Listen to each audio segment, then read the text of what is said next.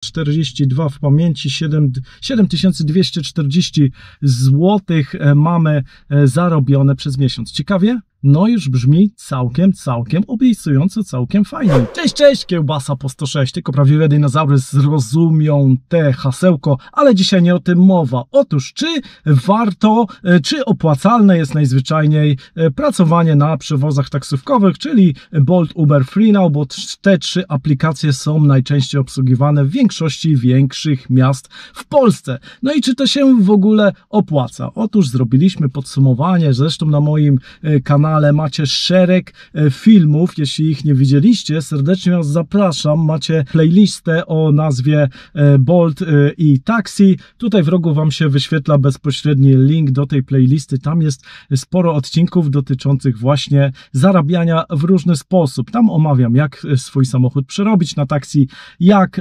zarobić więcej, gdzie się wstrzelić w tak zwane bonusy, o co z tym właściwie chodzi, tam wszystkie odcinki zobaczcie sobie po kolei, warto sobie je przeanalizować, bo jeśli chcecie wykonywać taką pracę, by nie nadziać się na przysłowiową minę, warto sobie zrobić research tego wszystkiego, jak to będzie wyglądało. Oczywiście nigdy nie jest to sytuacja do jeden. W każdym mieście będzie to inaczej wyglądało, o każdej porze, w każdym czasie i u każdego inaczej, w zależności jak Wy chcecie pracować. Czy ma być to Wasza dodatkowa praca, czy ma być to praca od rana do wieczora przez 8 godzin, no i w jakich godzinach, czy same nocki, czy może same popołudnia, czy same ranki, czy jakieś przerywane czasy pracy. Te przerywane czasy pracy, tak nawiasem mówiąc, najlepiej wychodzą, bo można wtedy sobie to ułożyć, wstrzelić się w najlepsze godziny, gdzie jest najzwyczajniej największy ruch. Wtedy automatycznie,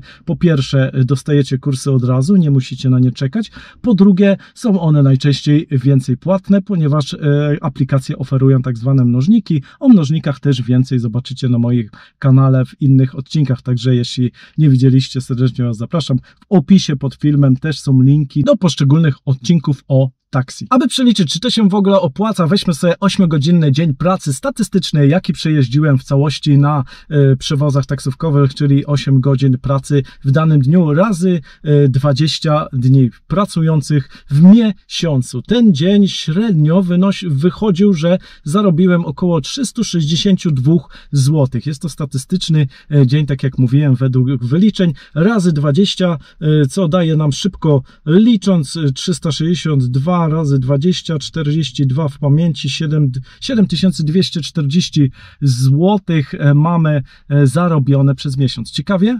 No już brzmi całkiem obiecująco, całkiem fajnie. I to jak mówię, 20 dni pracujących, nie jest to 30-dniowy jakiś miesiąc pracy. Mamy też w tym jakieś dni wolne. Niekoniecznie są to weekendy, bo weekendy akurat tu z reguły najkorzystniej wychodzą, dlatego warto w te weekendy pracować, ale można to sobie wypośrodkować.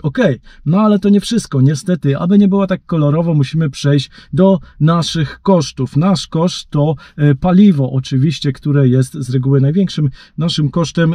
Przy takim jednodniowym, 8-godzinnym pracy z reguły robiłem, tak zaokrąglając, 100 km, co w przeliczeniu około 12 litrów mój C-Max pali, także na gazie wynosi to 35 zł. 35 zł razy te 20 dni pracujące to jest 700 zł. Od tej kwoty też musimy odjąć prowizje, które niestety zabierają nam pośrednicy, zabiera nam tak zwany ZUS, nie tyle, bo jest to najczęściej umowa zlecenie, ale są też opłaty. Jakie to są opłaty? O tym szerzej mówię, nie będę tutaj Wam zanudzał, bo robiłem o tym osobny odcinek, więc na dole, tak jak mówiłem, w opisie macie linki do poszczególnych odcinków. Jeśli chcecie wiedzieć, co wchodzi w skład tej prowizji, zobaczcie sobie tam te odcinki. Ale mniej więcej licząc, tak jak statystycznie mówiłem, wychodzi to około 40%.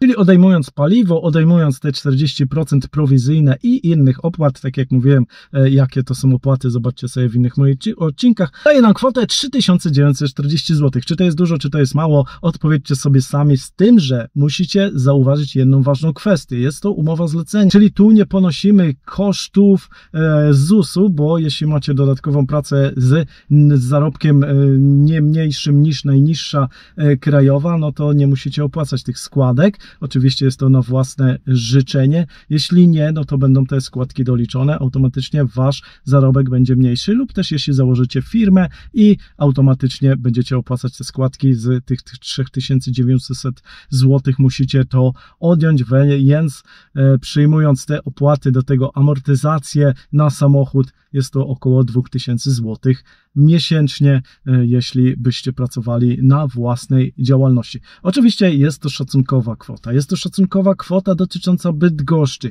Jest to średnia z moich przepracowanych kilku miesięcy pracy, które notowałem skrupulatnie w notesie. A jeśli chodzi o większe miasta, takie jak Gdańsk, Warszawa, spokojnie tą kwotę możemy pomnożyć nawet trzykrotnie, czyli to już będzie 6000 zł. Całkiem fajna suma. Ale jedna i najważniejsza kwestia, jeśli sami nie spróbujecie, nie przekonacie się najzwyczajniej, czy to jest w ogóle opłacalne. Także ja nie namawiam, ani nie zniechęcam, sprawdźcie to najzwyczajniej sami i dajcie znać w komentarzu, jak to wygląda w waszym mieście, jak wygląda wasz zarobek, czy wam się to opłaca, czy też nie. Pokazywałem wam to w odcinku, zobaczcie sobie, jeśli go nie widzieliście, tutaj wam pokazywałem szczegółowe wyliczenie, tutaj też macie w jaki sposób zarobić więcej, jeśli chodzi o te mnożniki. Pamiętajcie też o subskrypcji kanału. Zobaczcie też inne odcinki, do usłyszenia, do zobaczenia, cześć!